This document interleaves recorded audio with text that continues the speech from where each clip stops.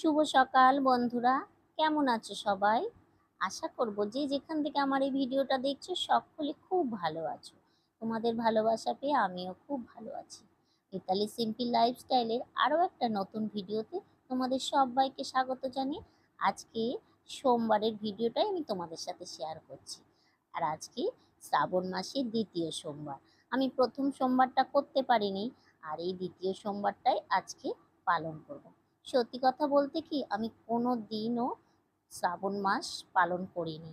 তো এবছর দেখছি সবাই মুখে মুখে খুব বলছে যে শ্রাবণ মাসটা করা ভালো, শিব মহাদেবের জন্ম মাস। তো যাই হোক, স্বামীর মঙ্গলের জন্য, সন্তানের মঙ্গলের জন্য শ্রাবণ মাসটা মেনে চললে নাকি খুবই ভালো। সে যাই হোক, তার জন্য আজকে আমি উপবাসও করেছি। আর রবিবার দিন নিরামিষ খেয়ে সংযমও করেছিলাম। তো এই দেখো, সকালে উঠেই আগে আমি ফুল তুলে নিয়েছি। আর আজকে কিন্তু অনেক ভোরবেলায় উঠেছি, সেই 5টার সময়। আর সকালে না এক পশলা বৃষ্টিও হয়ে গেছে। তার জন্য দেখো ফুলগুলোতেও কেমন জল।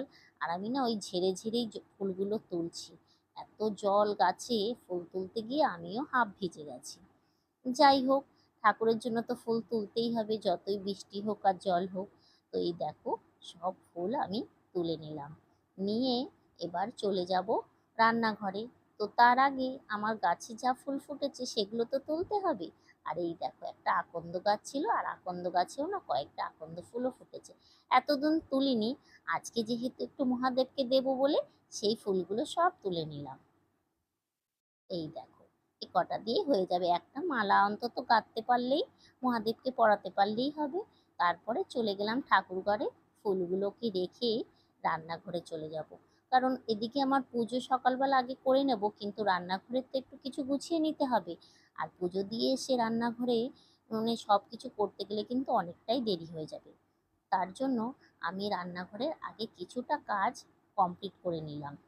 আর প্রথমেই আমি গ্যাস, প্রত্যেক দিনের মতোই আজকেও ওই যে আমার ভিজে কাপড়টা আছে ওইটা দিয়ে গ্যাস স্ল্যাব সব কিছু একটু মুছে নিই। তারপর হালকা হাতে কৌটোগুলোও মুছে নিলাম। আর এই দেখো, আমার কৌটোগুলো কিন্তু চেঞ্জ হয়ে গেছে। আমিষ দিনে যে কৌটোগুলো মশলা থাকে সেগুলো আমি সরিয়ে দিয়েছি। নিরামিষটা আমার সম্পূর্ণই আলাদা। এই ছোট্ট ছোট্ট ঘিয়ের কৌটো ছিল, সেই কৌটোগুলোর মধ্যেই আমি নিরামিষের মশলা রাখি। কারণ নিরামিষ তো আমার সবসময় হয় না, ওই মাস 15 দিন অন্তর 3 দিন হয়, যখন একাদশী পড়ে। তার জন্য আর বেশি মশলার প্রয়োজন হয় না। এর জন্যই এই ছোট ছোট কৌটোয় অল্প অল্প মশলা রেখে দিয়েছি। আর এটা ওই নিরামিষটা চলে গেলে আবার সরিয়ে রেখে দিই। তো এই দেখো, হালকা হাতে আমি সব কিছু একটু মুছে নিলাম। কারণ আর নয়, করতেই পারবো না। এরপরে পুজো আছে, তারপর রান্না করতে হবে, মেয়েকে স্কুলে নিয়ে যেতে হবে। সব কাজ করে উঠে আমি আর এই মোছামুছিগুলো করতে পারবো না। তার জন্য সকালেই আমি সব কিছু একটু এক ঝলকের মধ্যেই কমপ্লিট করে নিলাম। এই দেখো, প্রত্যেক দিনের মতোই ইন্ডাকশানটা না আমার খুব একটা ব্যবহার করা হয় না। ওই যখন বিরিয়ানি হয় কিংবা ফ্রাইড রাইস টাইস হয়, ওর রান্না ওদিকটা, গ্যাসের ওদিকটা চাপ থাকে, দুটো উনানই, তখনই আমি এতে ভাতটা করে নিই। তাছাড়া খুব একটা আমার আর চালানো হয় না। তার জন্য এটা ঢেকে রেখে দিই, আর এগুলোর ওপরেই এগুলো সাজিয়ে রেখে দিই। যখন প্রয়োজন হয় তখন এগুলো সরিয়ে নিয়ে ওটাকে জ্বালানো হয়। তো এই দেখো, সব কিছু আমি একটুখানি সুন্দর করে মুছে আবার জায়গা মতো সব কিছু সুন্দর করে সাজিয়ে রেখে দিলাম। এবার চলো, অনেক তরকারিও কিছু কাটতে হবে। আর আজকে যেহেতু নিরামিষ, আর আমি তো উপোস আছি, আর আমি আজকে পুজো দিয়ে খাবো, কিন্তু আমি আজকে ভাত খাবো না। তো আমি খাবো একটুখানি সাবু ফল। তার জন্য আমার আমার রান্নাটা আমার করতে হবে না, সবার জন্যই রান্নাটা আমি করব, আর নিরামিষই করব। তারপরে এই দেখো, মানি প্ল্যান্ট গাছগুলোকে একটুখানি জল ছিটিয়ে ভালো করে মুছে দিলাম, প্রত্যেক দিনের মতো। না হলে না এগুলো আবার ওই একটু শুকনো শুকনো হয়ে যাবে। তারপরে এই দেখো, ওই যে বললাম আজকে আমি ভাত খাবো না, তার জন্য সাবুও ভিজিয়ে দিলাম। আর এখন যদি আমি সাবু না ভিজিয়ে দিই, তাহলে কিন্তু ওই 10টার দিকে যখন খাবো তখন না ভিজবে না। আর এই সাবুগুলো তাড়াতাড়িও ভিজে যাবে, কারণ আমি ছোটো দানায় সাবু নিয়ে এসেছিলাম। তো সাবুটা ভিজিয়ে দিয়েছি। তারপর চলে গেলাম ঠাকুরের বাসনগুলো মাজতে। আর এখন ঘড়ির কাঁটায় কিন্তু ওই সাড়ে পাঁচটা, পৌনে ছটা মতো বাজে। তো এই দেখো, ঠাকুরের বাসনগুলো আমি সব মেজে নেব। মেজে নিয়ে তারপরে আবার রান্নাঘরে কিছু মানে কাটাকাটি আছে সেগুলো করব। এই দুদিকে সামলাতে গিয়ে না সকালে কিন্তু খুবই আমার কষ্ট হয়ে গেছিল। তো এই দেখ, বালতিটা ধুয়ে নিয়েছি, এবার ঠাকুরের বাসনগুলো এক এক করে মেজে নেব। এই একটু ঠাকুর ঘরের কাজ করছি, আবার রান্নাঘরের কাজ করছি, কারণ এই ঠাকুরের বাসনটা মেজে রাখলে না আমার স্নান করে আর ঝামেলা থাকবে না। আর ঠাকুর ঘরটাও একটুখানি মুছেও নিয়েছিলাম। তো এই দেখো ঠাকুরের বাসনগুলো সব মেজে নিয়ে এগুলো ধুয়েও নেব। আর ওদিকে রান্নারও কিছু গুছিয়ে নেব, কারণ তরকারি যদি একটু আমি কেটে রেখে যেতে পারি, পুজো করে এসে আমি তাড়াতাড়ি করে রান্নাটা বসিয়ে দিতে পারবো। আর তোমাদের দাদাভাই আবার ওই 8:30 9টার মধ্যেই উঠে যায়।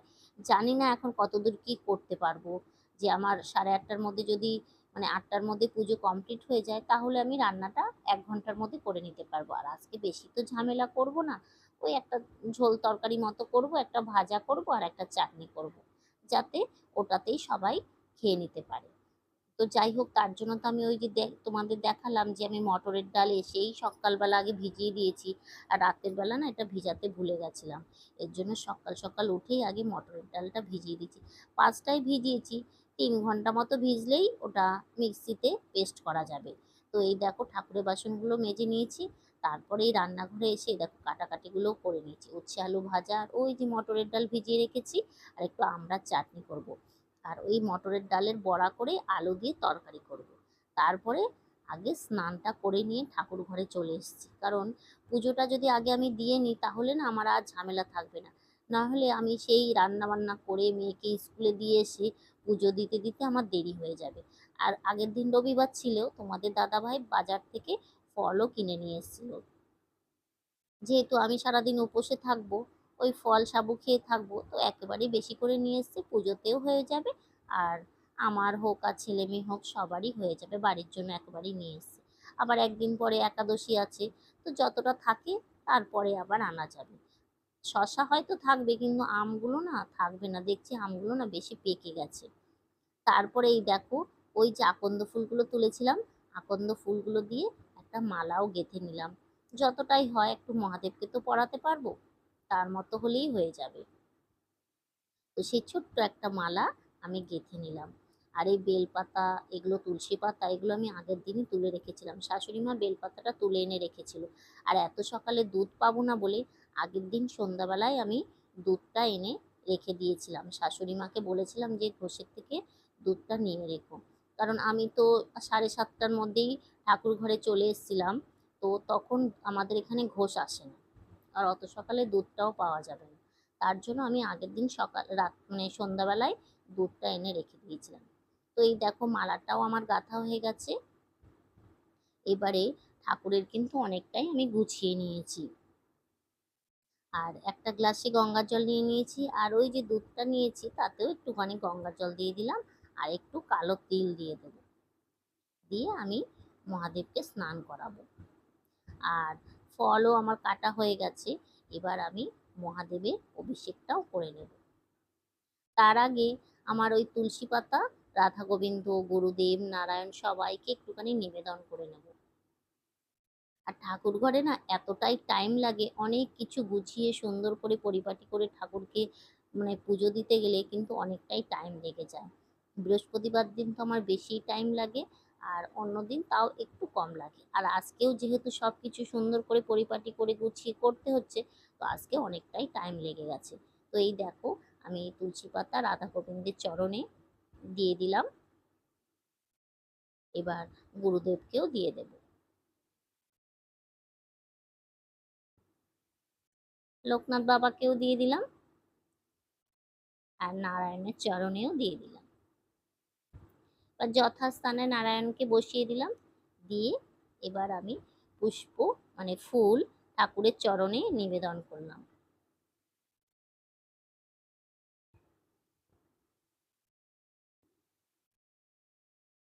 পুজো দিতে কিন্তু আমার খুব ভালো লাগে, ঠাকুরকে সুন্দর করে সাজিয়ে গুছিয়ে পুজো দেওয়ার একটা যে আনন্দ। আর পুজোটা যদি সুন্দর করে দেওয়া যায় না, মনটাও বেশ ভালো লাগে, আর মনটাও আনন্দে ভরে থাকে। গোবিন্দের চরণে সেবা দেওয়ার যে কি আনন্দ, কি তৃপ্তি, সেটা কি বলে কিভাবে যে তোমাদের বলে বোঝাবো জানি না।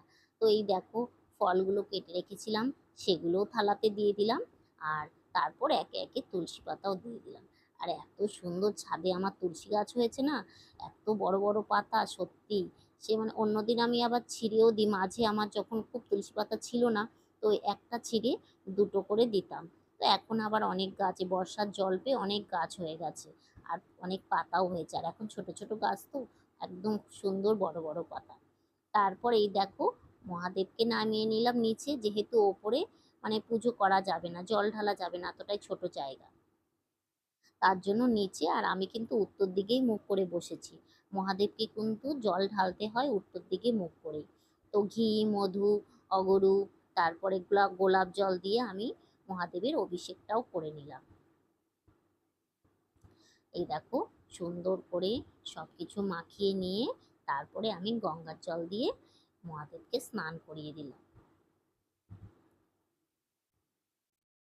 সত্যি কথা বলতে কি বন্ধুরা, আমি কিন্তু কোনো দিনও শ্রাবণ মাসের এই মানে মহাদেবের এই ব্রত পালন করিনি।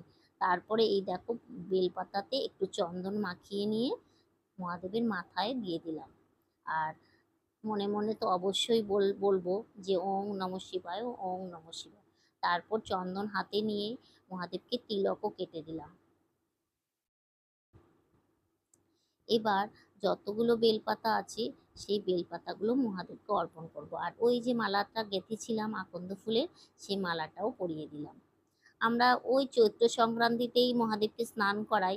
আর শিবের উপোসটা আমি করি না, ওই সকালবেলাটা না খেয়ে মানে শিবের মাথায় জল ঢেলে তারপরে নিরামিষ খেয়ে নিই।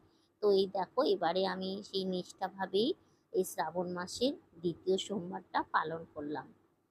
এই দেখো, তারপরে আমি ওং নমঃ শিবায়, ওং নমঃ শিবায়, ওং নমঃ শিবায় এই মহামন্ত্র জপ করতে করতে আমি মহাদেবকে দুধ গঙ্গা জল দিয়ে স্নানও করিয়ে দিলাম। তারপরে আমার স্নান করানো হয়ে গেছে। এবারে আমি ঠাকুরের আসনে মহাদেবকে যথাস্থানে বসিয়ে দিলাম। তারপরে চলে আসলাম তুলসী মন্দিরে, দেবী তুলসীকে জল নিবেদন করলাম। আর তারপরে ভোগ দিয়ে আরতি করে পুষ্প নিবেদন করলাম। আর জল ঢালতে ঢালতে বলেছিলাম যে তুলসী তুলসী বৃন্দাবন, তুমি তুলসী নারায়ণ, তোমার শিরে ঢালি জল, অন্তিমকালে দিও স্থান। এটা আমি প্রত্যেক দিনই করে থাকি। আর বলে তুলসী তলার একটু মাটি যদি কপালে দেওয়া যায়, ওটা হচ্ছে তিলক সমান হয়। তো আমি প্রত্যেক দিনই তুলসী তলায় জল দিয়ে সেই তুলসী মন্দিরের মাটি নিয়ে একটু কপালে তিলক কেটেই নিই। তো যাই হোক, তারপরে চলে আসলাম আবার মানে পুজো দিতে। এবার পুজোটা পুরোটাই কমপ্লিট করে নেব।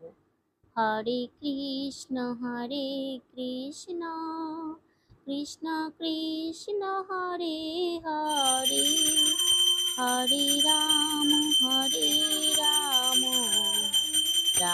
রাম হরে হরে, হরে কৃষ্ণ কৃষ্ণ। এই দেখো, আমার পুজোটা কমপ্লিট হয়ে গেল। এবার প্রণাম করে আমি একটুখানি বাইরে চলে যাব, আর ঠাকুরকেও একটুখানি পর্দা দিয়ে দিলাম।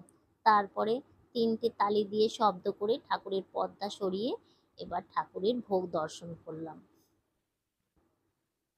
তারপরে পুজোর সব কিছু কমপ্লিট করে প্রসাদ সব কিছু নামিয়ে পরিষ্কার করে নিজেও কাপড়টা ছেড়ে চলে যাব রান্নাঘরে।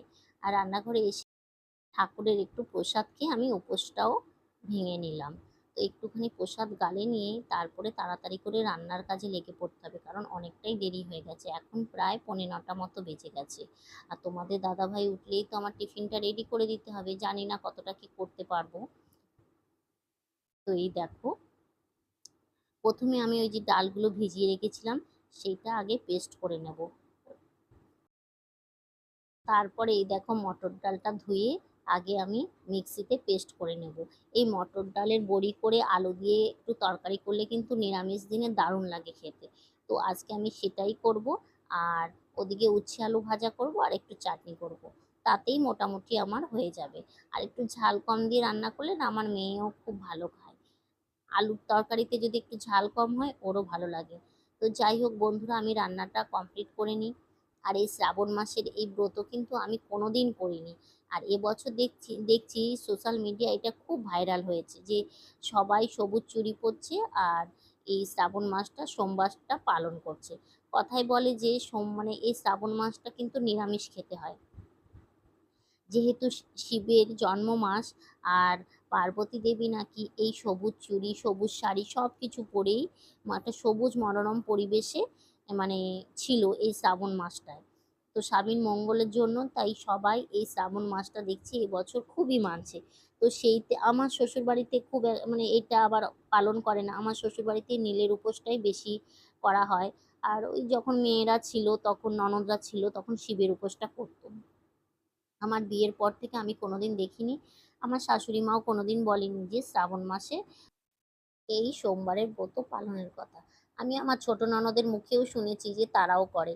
তো যাই হোক, এবার সবার মুখে শুনে না আমি মানে মনের মধ্যে একটা ভক্তিও সঞ্চার হয়েছিল যে সত্যি আমিও তো পারি যে আমার স্বামী সন্তানের মঙ্গলের জন্য এই 4টে সোমবার অবশ্যই পালন করতে। তো যাই হোক, একটা সোমবার তো চলে গেছে, এই 3টে সোমবার। তো এই সোমবারটা এর জন্য যতটা পেরেছি নিয়ম বিধি মেনে পুজোটা দেওয়ার চেষ্টা করেছি। তো তোমাদের কেমন লেগেছে আমার এই ব্লগটা অবশ্যই কিন্তু তোমরা একটা লাইক আর কমেন্ট করে জানিও। আর তোমাদের একটা লাইক কমেন্ট পেলে না আমার খুব ভালো লাগে, আরও আমি মোটিফাইড হই যে একটা নতুন ভিডিও বানানোর জন্য। তো একে একে আমি রান্নাগুলো সব কমপ্লিট করে নেব। আর আমার ভিডিওতে অনেকেই কমেন্ট করো যে আমার ঠাকুর ঘরটা না খুব সুন্দর। তো সত্যি বন্ধুরা, এটা আমার একটা স্বপ্ন, অনেক কষ্ট করেই আমি করেছি। তোমাদের দাদাভাই মানে অনেকটাই কষ্ট করে লোন তুলে আমি এই ঠাকুর ঘরটা আর রান্নাঘরটা কমপ্লিট করেছি। আমাদের মধ্যবিত্ত পরিবারে মেয়েদের মানে সংসারে কিন্তু মানে আমরা একবারে সব কিছু করতে পারি না। তো এই 1-1.5 বছর ধরে আমি এই ঠাকুরঘর আর রান্নাঘরটা কমপ্লিট করেছি। ওদিকে কিন্তু আমার ঘর কিছুই কমপ্লিট হয়নি, ওদিকটা এখনও সব পড়ে রয়েছে। তো আমার অনেক দিনেরই শখ ছিল যে একটা সুন্দর ঠাকুরঘর হবে, রাধা গোবিন্দকে প্রতিষ্ঠা করব। তো এবছর আমার সেই স্বপ্নটা পূরণ হয়েছে, তাই তোমাদের সাথেও শেয়ার করতে পেরেছি। আর তোমাদের যে ভালো লেগেছে তো এটাতে আমি খুব মানে গর্বিত। অনেকে আমার ঠাকুর ঘরের ছবিও চেয়েছিল যে আমার ঠাকুরের আসনের ছবিটা তুলে তারা করবে এরকম। তো তাদেরও আমি অবশ্যই দিয়েছি। আর আমার ভিডিওতে অনেকেই দেখেছে। আমার শ্বশুর মশাই যখন মারা গেছিল তখন আমার রাধা গোবিন্দ আমার বাড়িতে ছিল না, বাপের বাড়িতে ছিল। তাই যেই আসে মানে ঠাকুর ঘরটা যেহেতু ফাঁকা ফাঁকা লাগতো, তো সবাই এসে বলতো যে দাদার বাড়িতে গেলাম যে রাধা গোবিন্দ তো দেখতে পেলাম না, যে ভিডিওতে দেখতে বৌদির ভিডিওতে দেখা যায়। তো দাদা তখন বলেছিল যে ওই রাধা গোবিন্দ বাপের বাড়িতে রেখে এসছে, যেহেতু আমরা পুজো দিতে পারবো না আর রাধা গোবিন্দ বিনা ভোগে থাকবে, তার জন্য মা এসে নিয়ে গেছিল। তো আজকের ভিডিওটা এই পর্যন্ত রাখলাম। তোমরা সবাই ভালো থেকো। টাটা।